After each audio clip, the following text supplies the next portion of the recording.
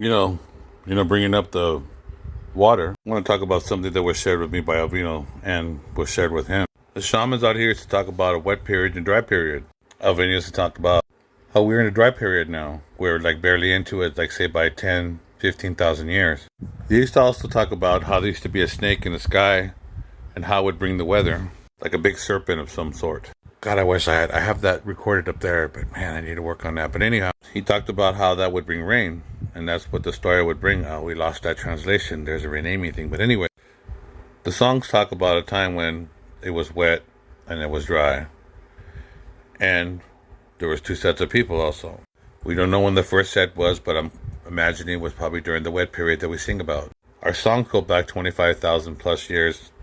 That's what we understand it now, that we know there's proof there was people out here from those footprints that they found in New Mexico. My elder used to tell me all the time that they were that old, and I didn't believe them because of the colonization mindset that I have. How can it be?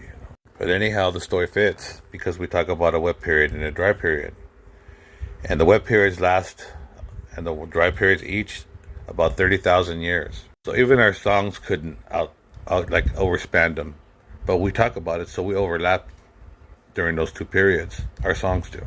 Our cultures do. So the first set of people, the Evitam, the ones that we sing their songs in the beginning of our set, you can see some of these people talking about it during their presentations about how it was hot, it was cold, they went in a canyon, they went out of a canyon. There is reasons why they lived that way because of the period that they lived in. And then you got the second set of people that are now like us.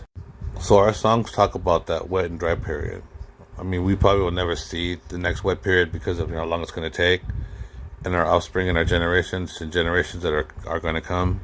But wouldn't that be great to have a set of songs that expand past one dry period and two wet periods? I mean, that's the dream. I mean, hopefully we make it there. But that's why us guys and everybody who sing, and no matter what people judge each other at, we're in a thin line of guys and ladies and gentlemen that hold this line, all this existence of these songs. I'm proud to do that. And I'm proud of everybody else that does that too.